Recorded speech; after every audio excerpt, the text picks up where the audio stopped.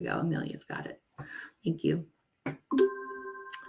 All right. So for just a general New Choices Waiver program update, we haven't made this too much of an area of focus. You all may have heard of electronic visit verification, and that was a requirement through the 21st Century Cures Act that the state has been working on for some time. July 1 is the official deadline for SAS employees and FMS agency to have a formal way to electronically capture a visit. So for a SAS employee who's providing attendant care, there are certain data elements that have to be captured in order to verify electronically that the visit has occurred. Kind of similar to like clocking in and clocking out, if you think of it that way as an employee with your employer.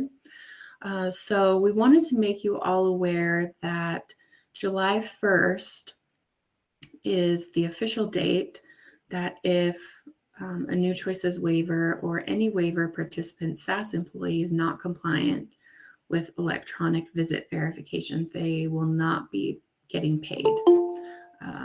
That financial management services agents are not allowed to bill Medicaid without electronic visit verification.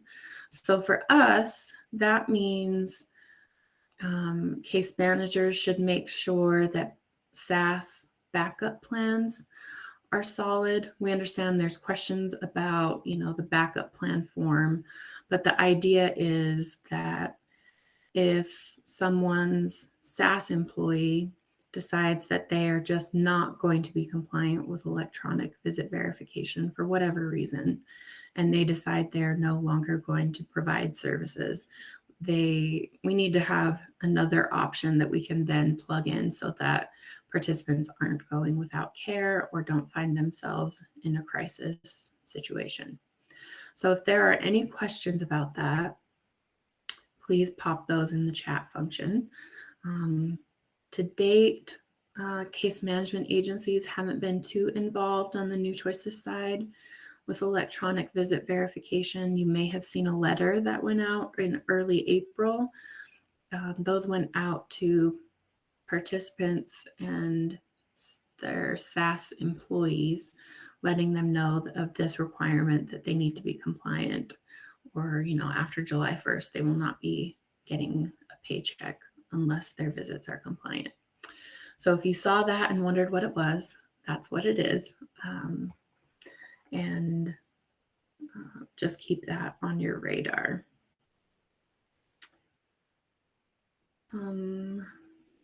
Before we move on, we'll capture this question. Is the FMS responsible for providing the EVV program for SAS employees, or does the employee have to secure this service? The FMS agents have taken on that lead. So they have been coming up with pretty creative solutions so that participants don't have to implement a software solution for them specifically. All right, so that is all that we have in the way of program updates at a high level from the State Medicaid Agency. Next, I want to touch on my team's staffing and organizational structure. You guys have asked for an updated contact list and for a description of who is doing what, so you know who to contact. And that's been kind of fuzzy over the last, probably a good year. So we've had some staff changes that you are probably already aware of. Troy Knudsen is no longer with the team, and Vicki Ruch has retired. And then we have a third vacancy. So we've actually hired 2 of the 3 positions, and they will be starting next week. And once they have their feet underneath them, we are happy to introduce them. We just want to give them time for some training so they can be helpful resources to you all. The third vacancy we are actively filling right now, but this has allowed us an opportunity to really look at how we are structured and how work is getting completed so that we can best support the program and providers' needs. So the division of duties before was an alpha split, and each worker had their own specialty areas. And we're slowly moving away from that, or slightly, where we are doing a lot of cross training and cross collaboration so that, Blake isn't the only person who knows how to do provider enrollment things. So we need your help in kind of accepting and embracing our new structure where, for any applications related communication, please direct that to the main inbox, newchoiceswaiver@utah.gov. We will have different specialty areas and streamlined communication so that you guys don't need to worry about who is doing what when we need to be nimble and change our assignments. So that will be forthcoming as much as we can. I also wanted to share that kind of our vision and organizational structure for the team has changed. As many of you know, Amelia Self is the New Choices Waiver Assistant Program Manager, and we've made some targeted specialty areas to where Amelia is overseeing operations. So things like applications, provider enrollment, policies and procedures. She's done a really great job with supporting the program through assisting with these forums and policy clarification notices that have hopefully made things more clear. And Marisol Torres is now the nurse manager overseeing services and quality integrity. And two of the new staff will be reporting to her, and they will be focusing on incidents, participant health and welfare, and quality of service delivery initiatives. So you'll be getting that updated staffing list. You don't need to worry about memorizing all of this, but for those who are interested in what's going on and who to contact, we want to provide some clarity. So with this in mind, there are some projects coming up that you'll hear about. We're going to continue these monthly forums. We think they've been really helpful. If you have any feedback for us that you would like us to consider, strategies or process improvements, please let us know. We're always learning and evolving. We're going to continue to work to clarify New Choices Waiver policy and procedures. We do have a provider manual that's been longstanding for some time, and we would like to know, maybe what about the manual or the information in it makes it so that's not a go-to resource. That manual is very specific and points and can provide a lot of answers that get for questions that get directed our way. So we just want to know if there's something that can be tweaked about it to make it more user-friendly, a better resource for you all. If you have any suggestions, please pop that in the chat and we will take that back and work on it. It's really out of date, at least the version that we have. Okay, so we can talk about accessing the latest version on the website.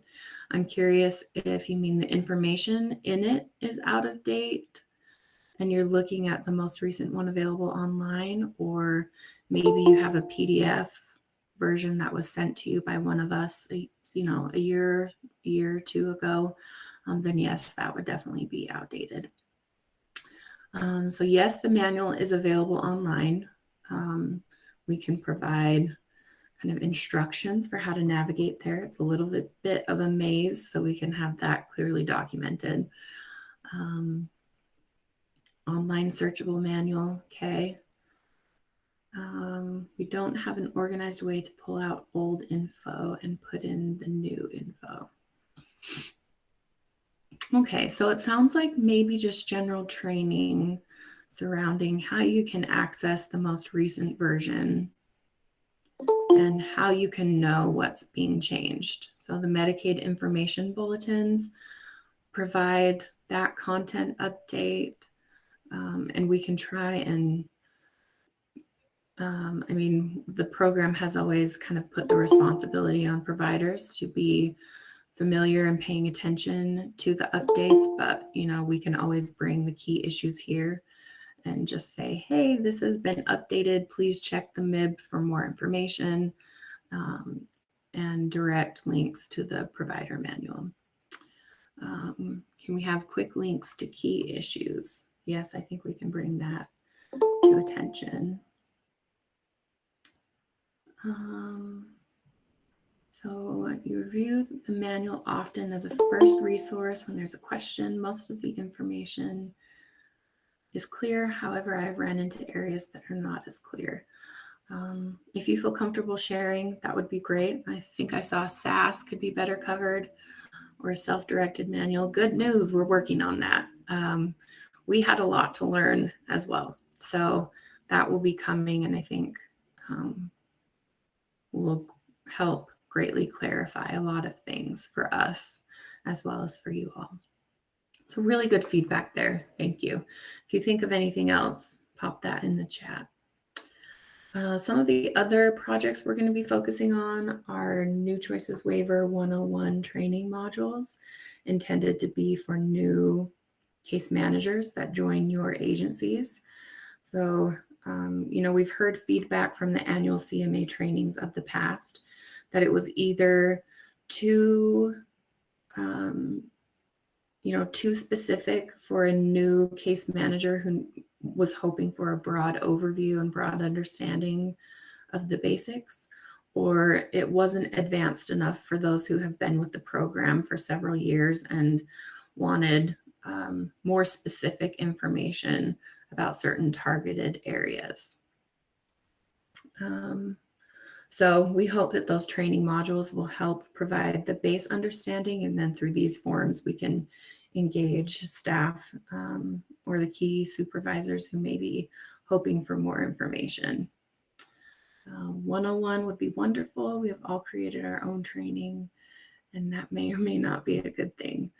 We certainly support you guys as, your own entities and your own businesses training your staff. But I think we share the question of that may or may not be a good thing, because if our information that we're giving you guys isn't accurate and then it's solidified in your training, and we go back and clarify the information, it becomes a little bit like our provider manual, I imagine, where we're referring to outdated information. So I appreciate that insight, Sam. I think we're all on the same page there, that 101 would be really helpful. And then lastly, this has come up in a previous work group, where in order to be compliant with the settings final rule, we've talked about that in the past, we need to do a policy update that allows for modifications or rights restrictions based on assessed need.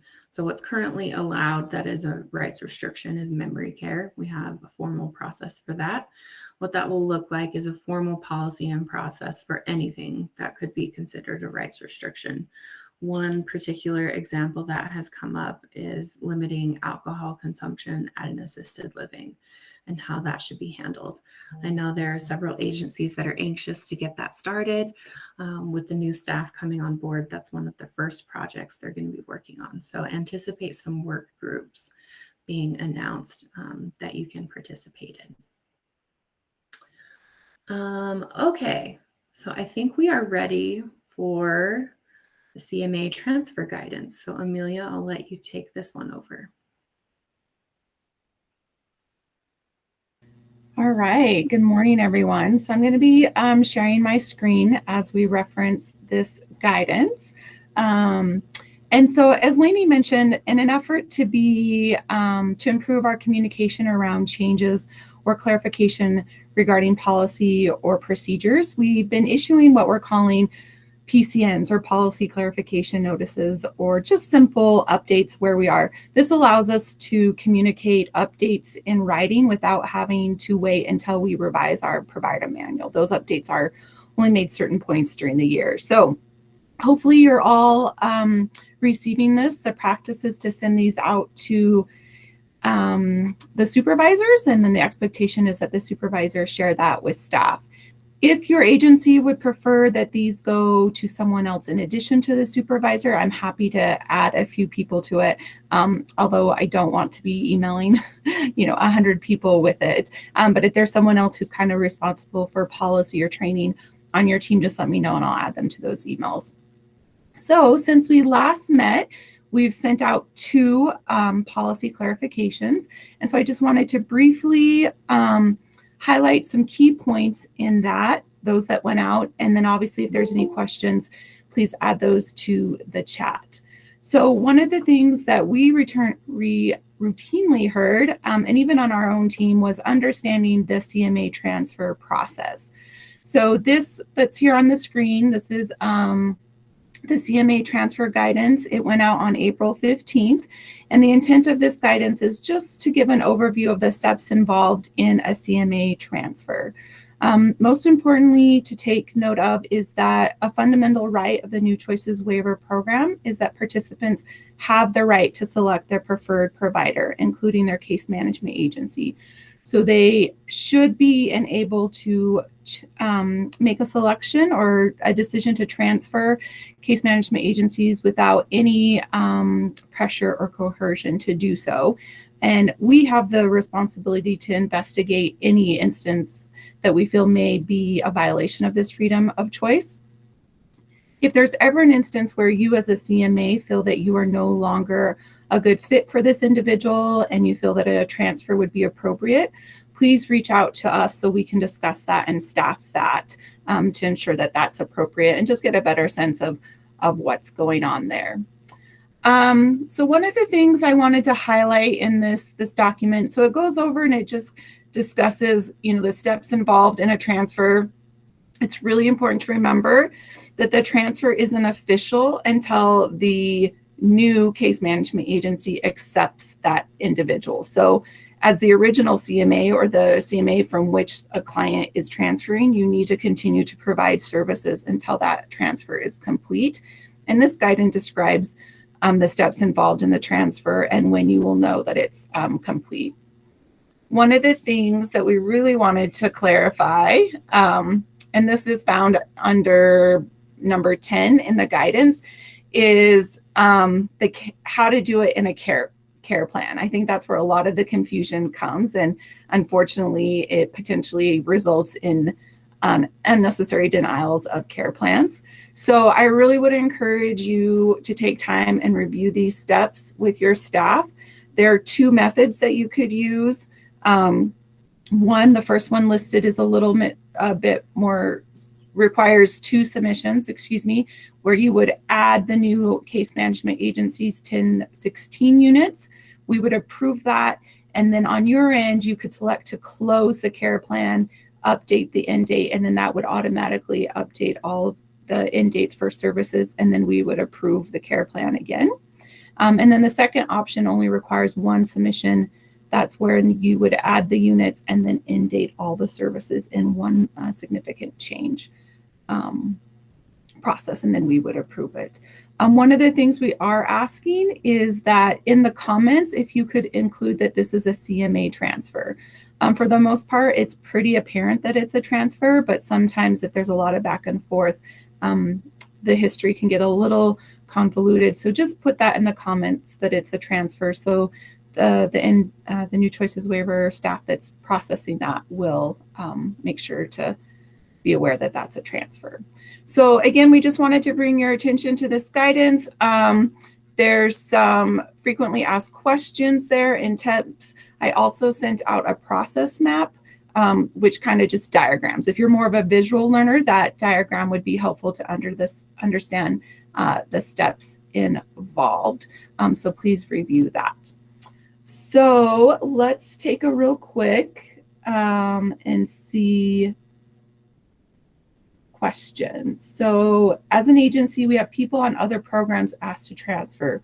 We suggest they talk to their current agency and call you. Yeah, that would be appropriate. So if you have a client that reaches out to you and is interested in transferring, just have them contact us. We're happy to help them with that process and provide them with the freedom of choice form.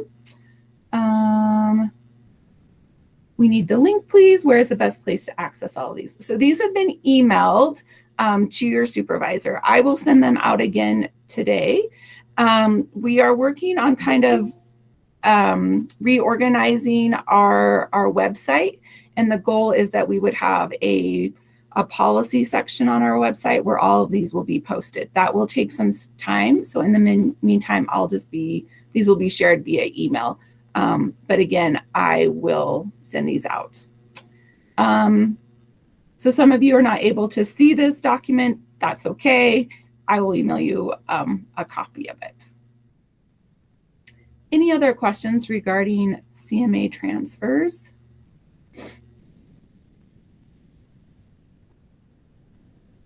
Okay, well, if you do, add them to the chat and we'll get back to you.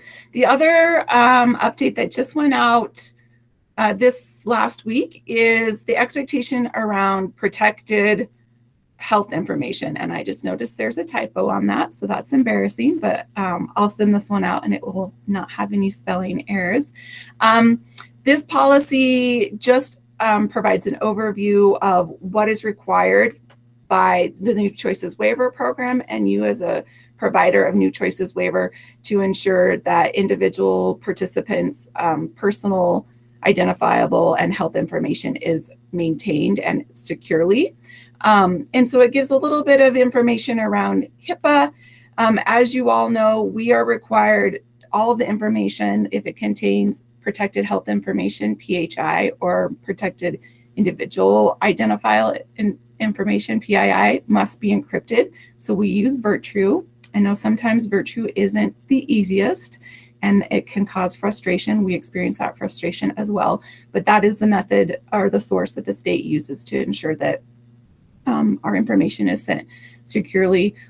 When there isn't secure information contained in a communication, we will take steps to unencrypt that so you're not having to deal with encrypted communication. The section I want to bring to your attention is, I guess, 2 points right here, the communication of protected information. Once you receive a referral for a participant, then we're able to communicate freely with you.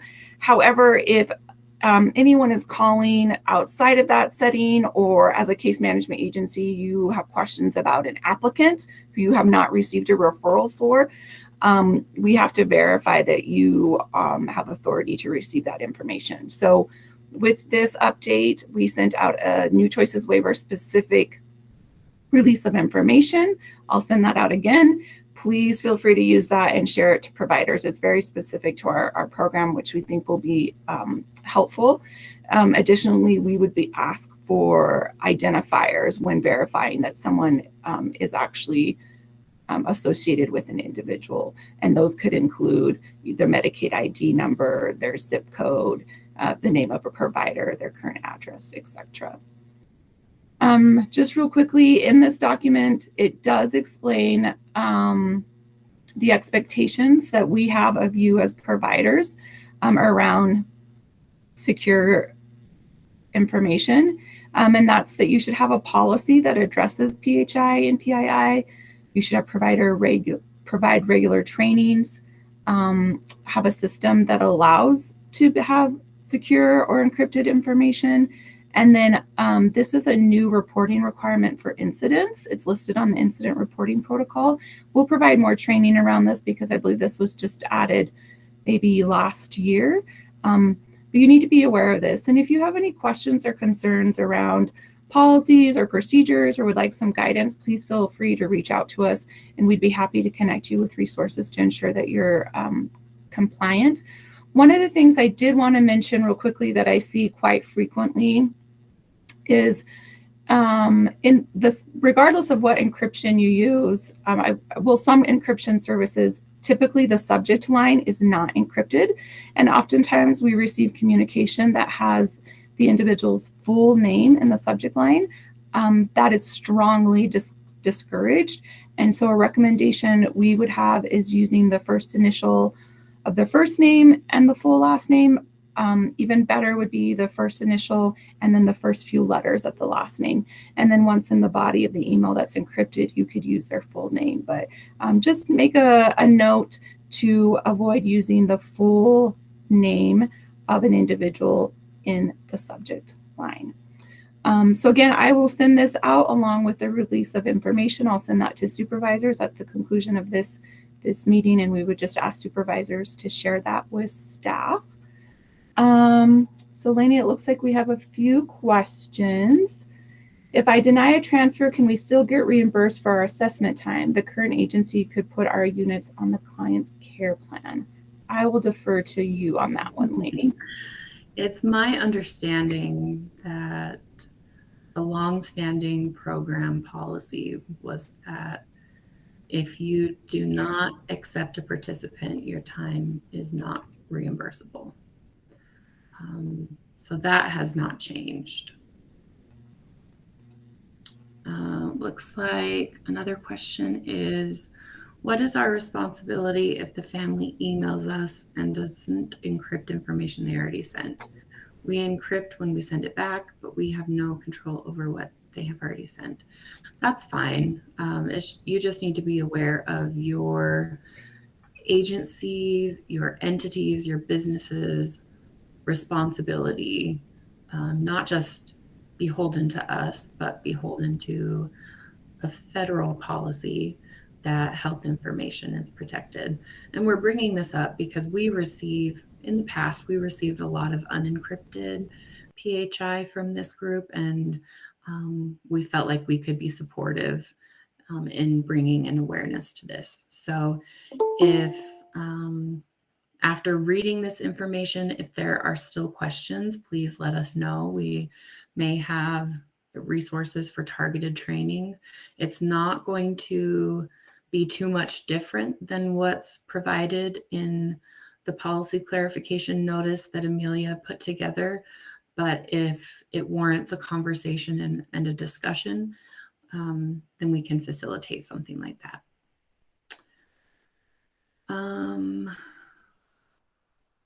See, do we need to encrypt emails sent to your intake email and incident email? Yes. Our email does not encrypt emails sent by other people. That software exists from whoever is sending it. So Rod, you guys have an encryption service that you use that does come through encrypted on our end. If you're using it, and it still goes encrypted to the intake and incident email. And I would just real quickly, I would clarify, we have an expectation with the New Choices waiver within Medicaid that if we send information that is unencrypted or went to the wrong recipient, we need to report that. And then there is steps taken on that end, but that's because we sent the information. We are not required to report information that we receive that is unencrypted. However, like Lainey said, that's really on your agency and the expectation that you have a policy and procedure to do that. So anything coming to us that includes PHI or PII really it should be encrypted or secure.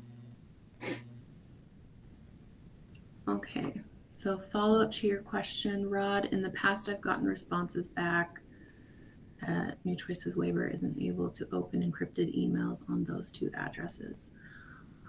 That is sounding familiar. Probably warrants a discussion on my team's end so that we can see what workarounds exist. And I'm guessing that makes sense now why you email that line plus all of the rest of us, because you're not sure who can open it. We'll take that back and work through a solution. Please continue to send communication encrypted, however, because we don't want to ask you guys to do anything that's against federal policy. All right, Amelia, anything else from this side you wanted to add? Nope. Again, I'll just send those out, both of these documents, after the training today.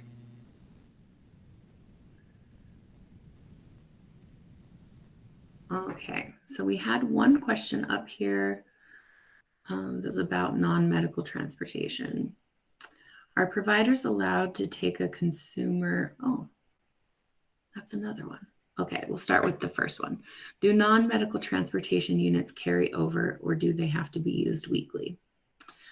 Okay, so if we back up and take this at a higher level, this is described in the provider manual, so it's okay to share with you all.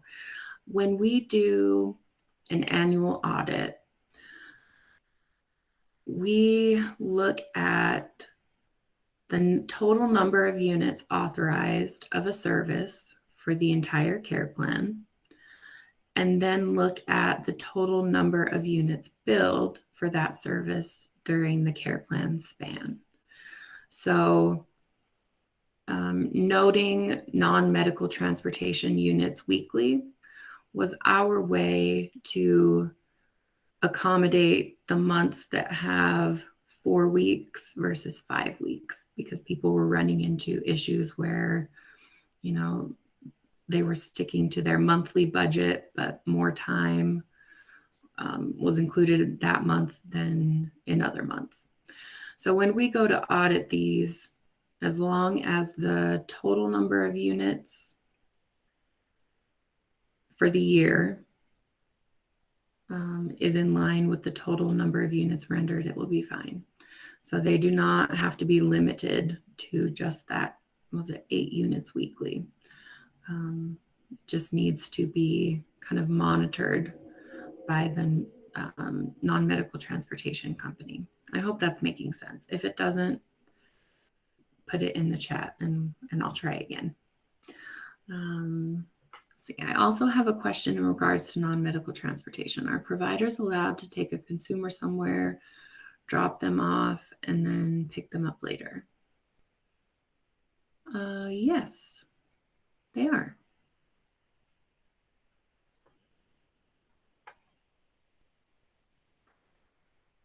If I'm missing something to that question, or if there's a certain scenario where this came up and there was confusion, let me know. That seemed like a straightforward answer, but maybe there's a part of this that I'm missing.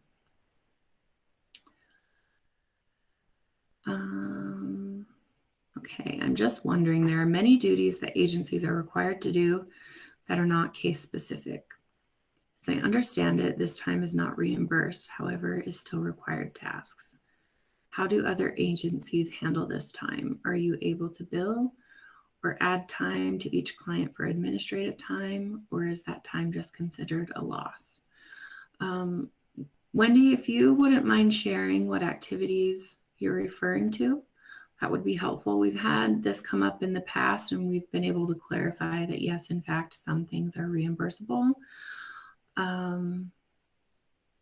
But if you can help us understand what you may be referring to, that would be great. And then, you know, perhaps you can start a discussion there, or we can elicit some feedback, have you guys send us what you're doing, and then we can help clarify, you know, what is permissible within policy.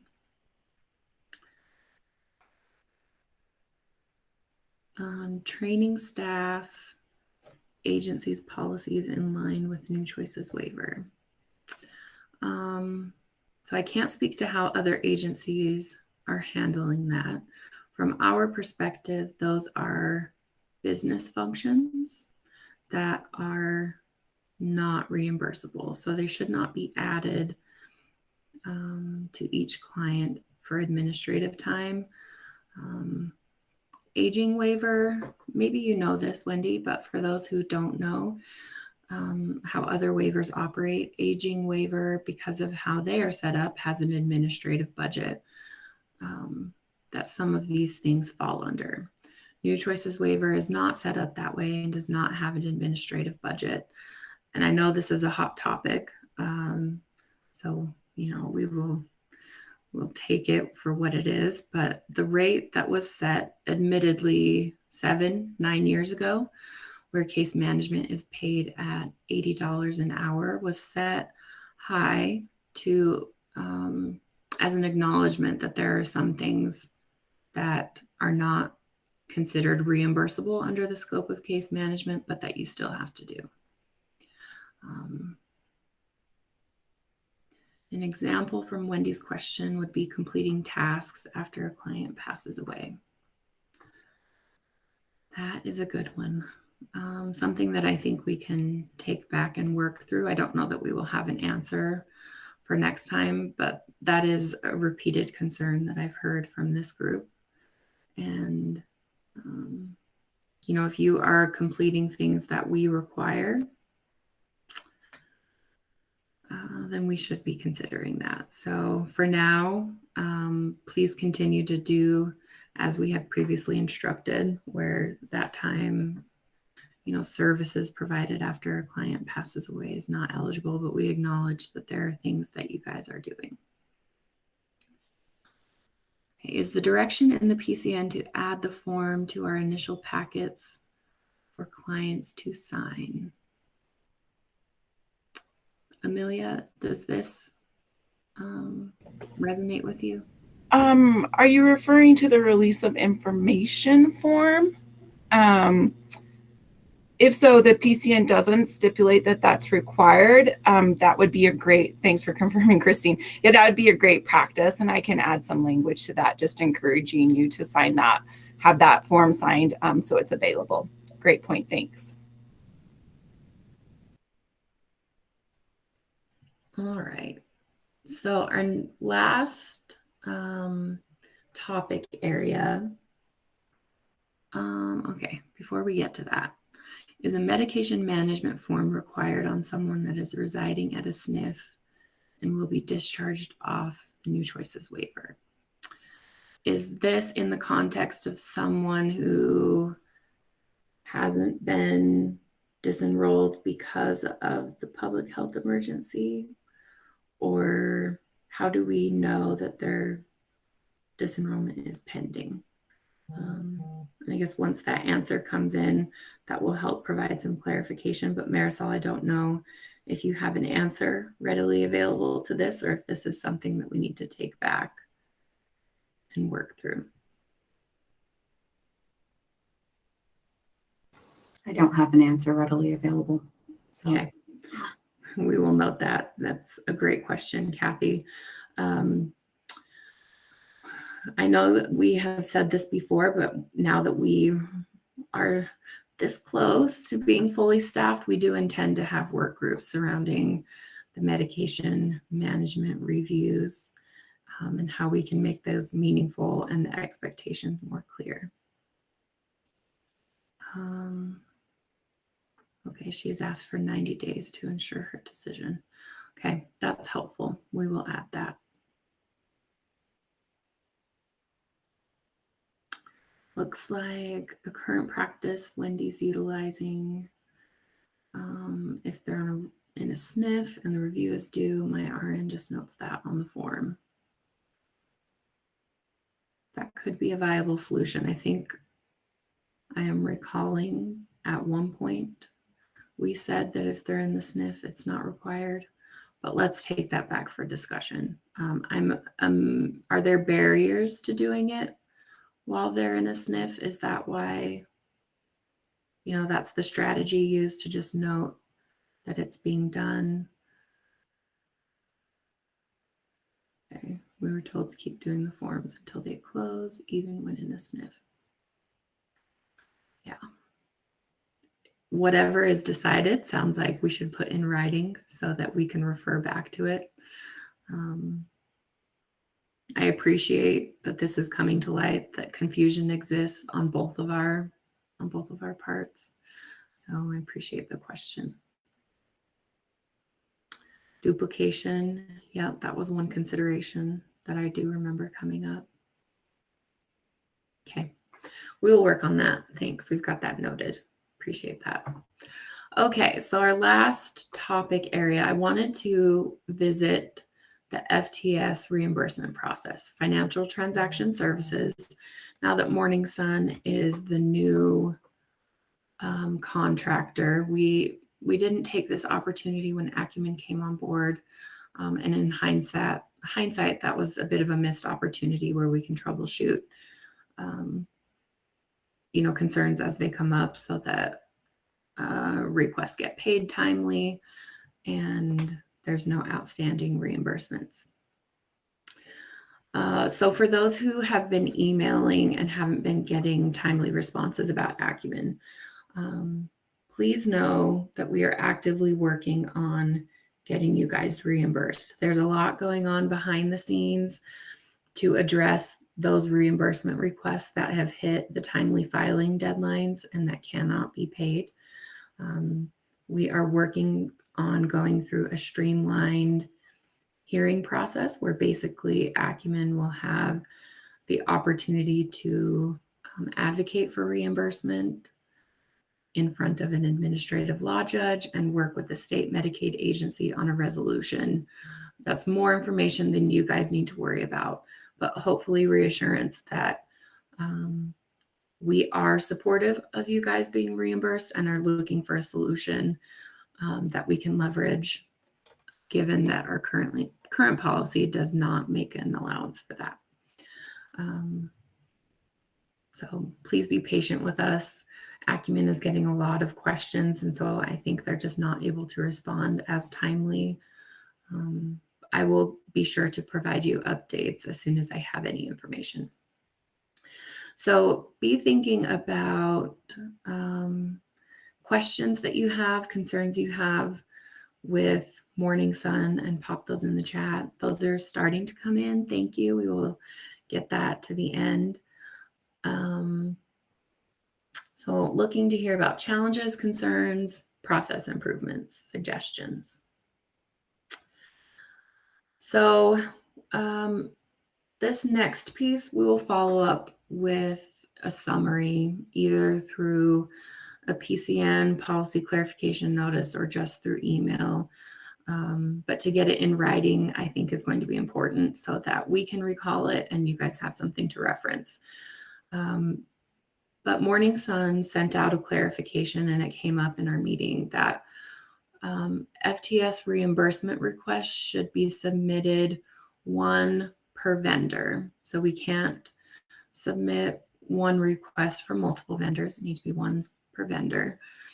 And then that also translates into one unit of the service on the care plan for each vendor, because we do a one-to-one matching in an audit.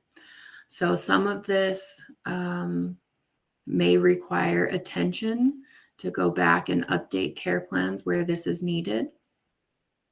So the best example for this is Community Living Services, or T2038. Frequently, one company is being reimbursed for moving expenses, and another company, either the CMA is pre-funding the purchase of household items. We'll use that example.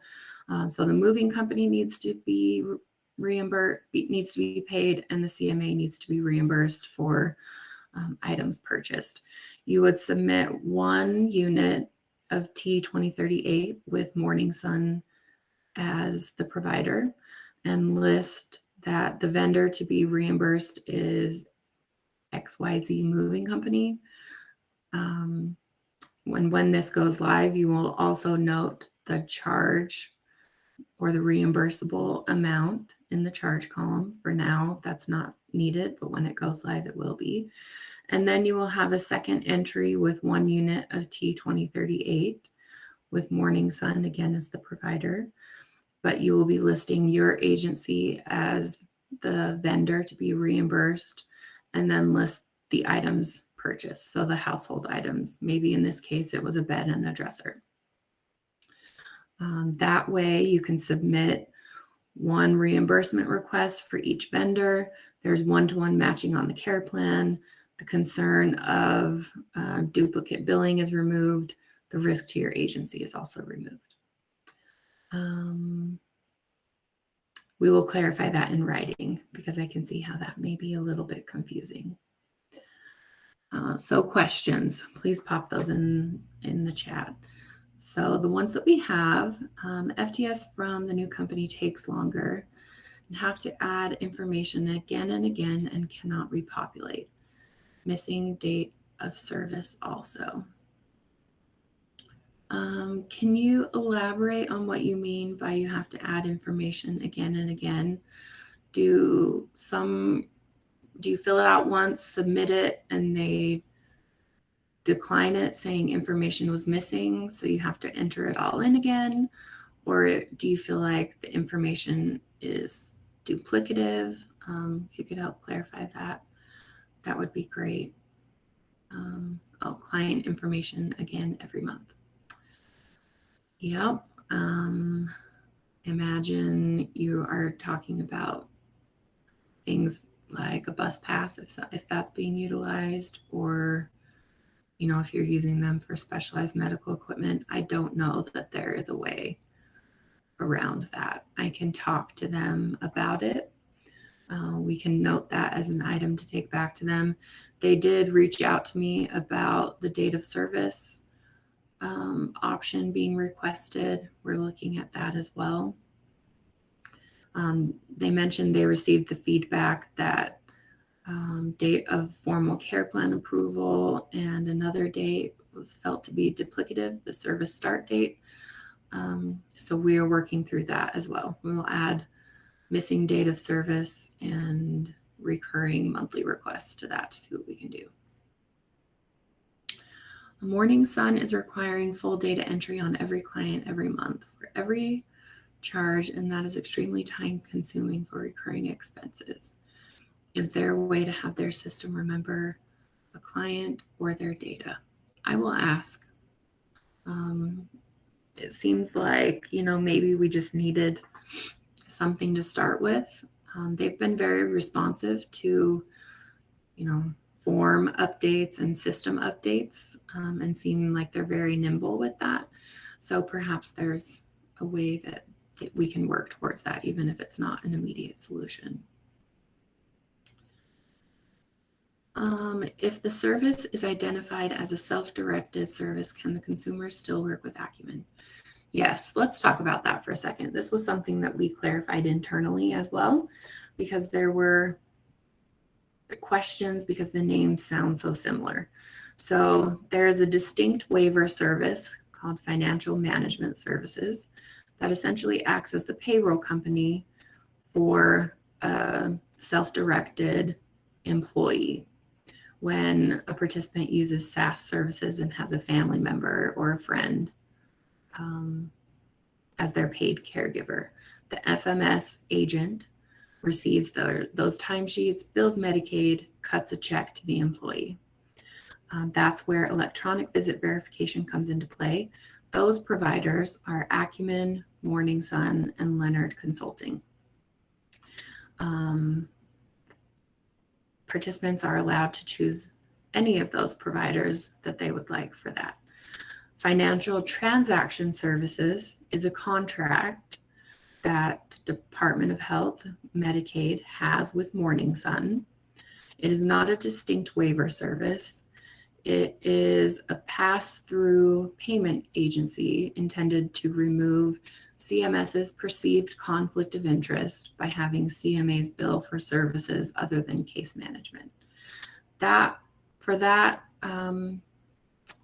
contract, Morning Sun is the only provider. So it's perfectly acceptable to have Morning Sun listed on the care plan as the provider just for the sake of FTS, and then have Acumen as the FMS agency for the payroll company for the self-directed employee. Okay. We had an experience with a recent submission. We had a client purchasing from a website, and there was a delay because the FTS had to first be reimbursed by Medicaid. Once they were reimbursed, the item was no longer available. So now the client has to wait until the item is available again, or we have to search for a new site to purchase a specialized item, which creates a change in cost. It's a good question. Could you put, in this example, could you put what the item was That will kind of help. This is an item we'll have to take back and staff with Morning Sun. I think other agencies may have found a way around this because they are purchasing it and then being reimbursed as the vendor. If any other agencies have suggestions for how, for a solution for this, please pop that in the chat as well. Can we still send FTS reimbursement to Acumen for April bus pass, or should we send it to Morning Sun? We have one care plan that did not get approved before the Acumen deadline. Okay, so it's a little risky opening this up because there will be a problem if you've already submitted an FTS reimbursement request to Acumen, and because of financial pressure or fear of it not getting enough attention, you also submit one to Morning Sun. If both companies process it, that's an overage. And because you've issued essentially a service authorization to two companies, that could come back on you. So I don't want to set you up to do that. If you have not already submitted this request for this specific situation, Brooke, we're handling these on a case-by-case basis. So if anyone else is in this same scenario, please reach out to me. But for your situation, if you have not submitted the request to Acumen for the April bus pass, you can submit it to Morning Sun. It was a tilt reclining shower chair. Okay, that's good to know. Carol, we'll take that back to Morning Sun and staff with them about a solution that we could work through. Brooke, you have not submitted it yet? Very good. That risk is removed. If there is already a request to Acumen for the bus pass, then should we wait to switch them over to Morningstar when the yearly reviews come around again? No, you will need to go in and make a care plan update.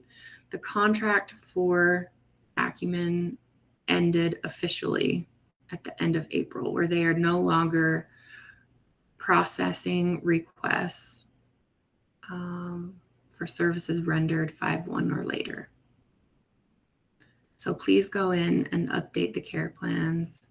What you will do, you will not delete anything. What you should do is use the modify function to update the end date for the bus pass entry with Acumen as the provider, and then submit a new line item for the bus pass with Morning Sun as the provider, with the updated time span that does not overlap with Acumen. So essentially one is ending, Acumen is ending, Morning Sun is starting. You're welcome, you guys. Okay, that was all that we had on our agenda for today. If you have more questions, please pop them in the chat. We'll give you a minute if there's anything remaining. All right. Curious how other agencies are doing the medication management forms. Are you just contacting the primary care physician and verbally getting information, then completing the forms? Are you sending them to some kind of form to fill out? Also, the quarterly checks, are you just getting a verbal confirmation and checking the MARS? Also, are you keeping a copy of the entire 3 months checked MARS with the medication management form? Looking for the best possible ways to implement this process. Those are all very good operational questions that, people are welcome to respond to now, but I think really good for us to note for our future work groups. Things to work through, sounds like who to send information to, how to get timely updates. Is it requirement for the MAR to be retained in your records? So we can work through those and make that hopefully its own topic where maybe we can have a conversation about it. Are there suggestions for clients who would benefit from memory care but don't wander and therefore don't qualify for memory care. This includes clients with advanced Alzheimer's who would benefit from activities in memory care that are geared toward their particular needs, who struggle to follow along in traditional assisted living activities but want to be social. These are people whose physical and safety needs are well met in a traditional ALF, but the lack of being in the correct level of care, leave. It sounds like you got cut off, but I think I'm understanding what you're saying. Leave them struggling socially. I don't want to say this is an option for every agency, but having a family member in this scenario, they were able to have a room on the AL1, level 1, level 2 side, and then just participate in the memory care activities during the day. That would still, okay, I don't want to muddy the waters here. In the future, that will still require kind of our rights restrictions, modifications, review process, where they're in a controlled egress environment during the day, but it's not all that dissimilar to adult day health activities, especially like a memory care, adult daycare. So there's a lot of things to work through this meeting. So I'm sorry if that is not as satisfying as you were hoping for, but we really appreciate these questions. That will be especially helpful as we're gearing up for these projects. So if it were me and I were in your scenario, I would be looking at finding a way for this individual to retain their room in the side of the facility they're at and attend activities on the memory care side, or look at moving to a different facility that could better meet their needs. Is there a policy on medical marijuana living in an ALF setting? I'm not finding anything specific.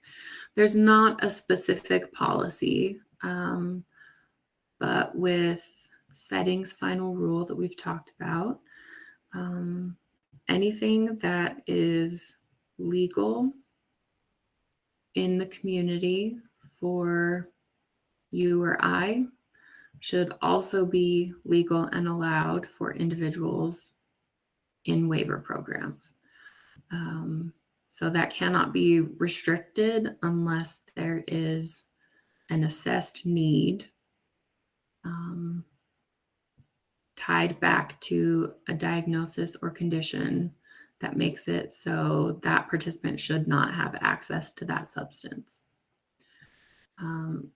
Our facilities saying they cannot have it because they should not be.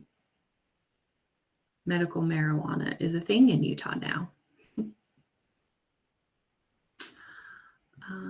No, Lainey, I guess just a clarifying point, because we've had a couple of critical incidents about this, of whether or not, I'm assuming legal meaning that they have a prescription, because that would be required in the community. So that may be just an area where if ALs are enforcing it without a prescription, if they don't have a prescription, I think that's a different issue potentially.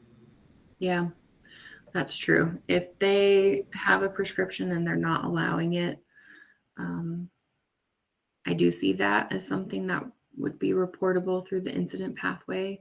We've been asking, that's kind of an other concern for health and safety, where technically that would be considered a medical treatment that is being withheld. It could also be considered a rights restriction that is being imposed, a settings rule violation. So it could be lots of things. We would want to know about that. That's helpful. Utah law allows vapor, but facilities do not. They would need edibles. This is also another really good topic for the meetings that we will have in the future with the ombudsman, health facility licensing, this work group that we're going to have surrounding rights restrictions. We do want to involve other agencies in the community that are also trying to navigate this and providing guidance. So in addition to, alcohol use that jeopardizes health and safety, we'll look at, medical marijuana as well, and what they can and cannot restrict.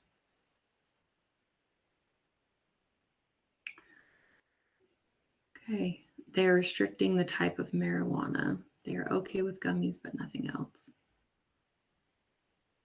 I wonder, that's just speculation. I'm not going to speculate in an open forum because I don't want it to be misconstrued. But if there's some pressure that they are experiencing in order to be comply with the requirements for their licensing, and it comes down to smoking, that might be something we need to work through with health facility licensing. So we will take that back and work on that in the meantime. Not to muddy the waters, but I thought the settings rule stated federal government does not recognize medical marijuana, so any funding would be under federal rule. I'm not quite sure that I'm familiar enough with what you're referring to, Wendy, to be able to speak to that. I would have to do some research to make sure I'm understanding the question fully. So if you want to email me and elaborate, that would be helpful. You're also welcome to elaborate here in the chat, but I think email would be helpful so I can make sure to look into that.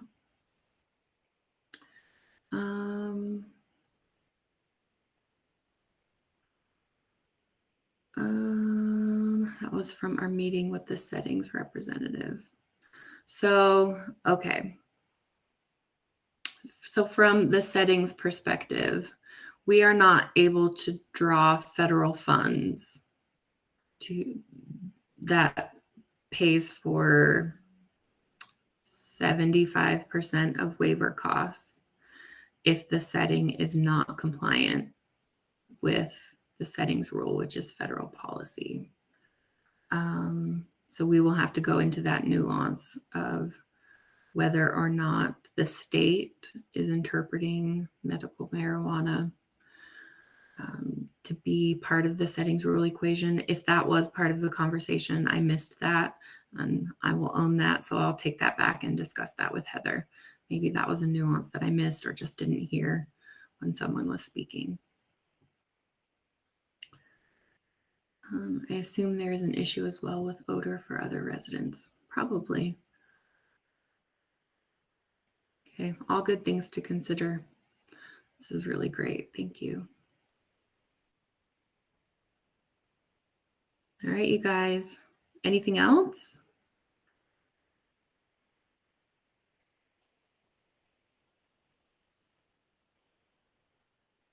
Is licensing putting together a policy? It's not, I mean, I don't know. They could be. They could be, and I'm just unaware of it. So we will go back and coordinate with the individuals at the Department of Health who are overseeing the cannabis program and health facility licensing to see what they are advising people. Looks like Rod has a question about another agency who is willing to coordinate with them to be a representative for another CMA. I think this is the same participant you had asked about last time, Rod. If you are not getting any support with this,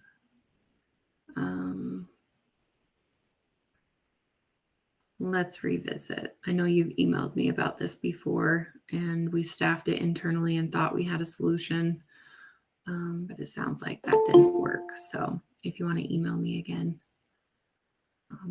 to add that to my to-do list, that would be really helpful. Okay. Looks like we got a bite. Okay, reach out to Wendy, Rod. Thank you, everybody, for joining us today. We hope this has been helpful.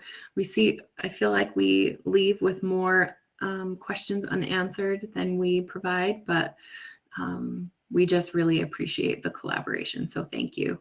And we'll look forward to our next meeting, which will be July 8th. If anything comes to mind between now and then on process improvements or things that you would like reviewed, let us know.